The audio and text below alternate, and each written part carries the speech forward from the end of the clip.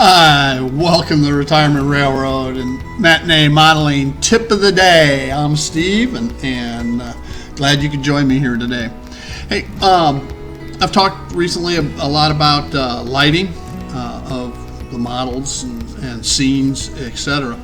But there's more to it than that. There's room lighting, okay?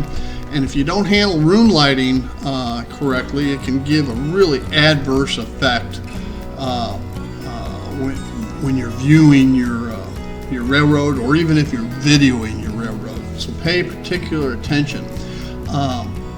This is a tip that it may ruin you from viewing some videos in the future, but hopefully it'll help improve your own model railroad.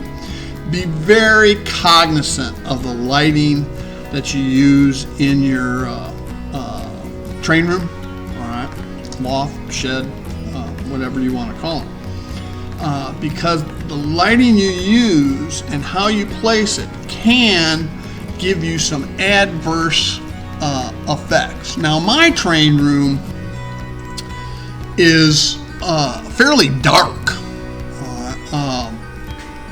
Even though I have all these windows and lighting, I only have 2 ceiling fans with like 20-watt LED bulbs in globes on them, and it lights the room okay.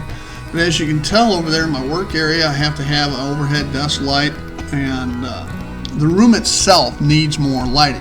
So I plan on adding some of these LED tubes, and Amazon has 6 of them for $100. Right. So that's the plan, is to order some of those. But then you have to look at where you want to place them.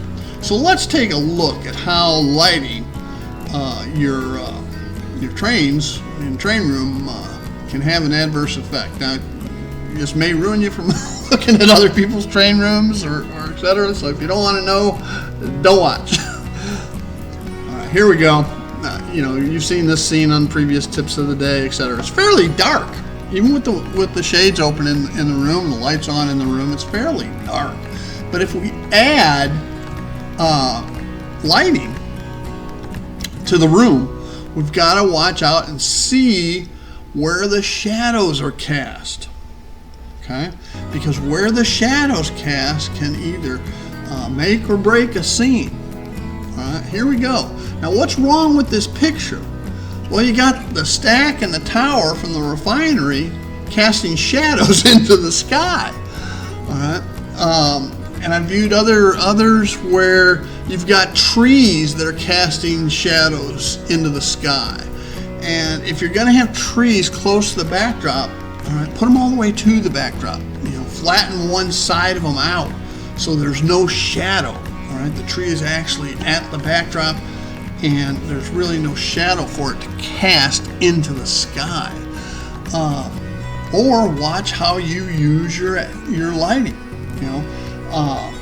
Lighting like you saw personally the shadows into the sky is either early morning or late afternoon and evening shadows.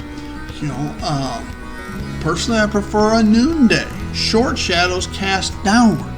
So look at how you place lighting and how that's going to cast shadows, either for your videos or in your train room. Okay, those are my tips of the day.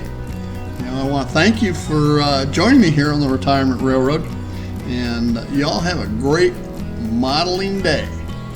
Bye.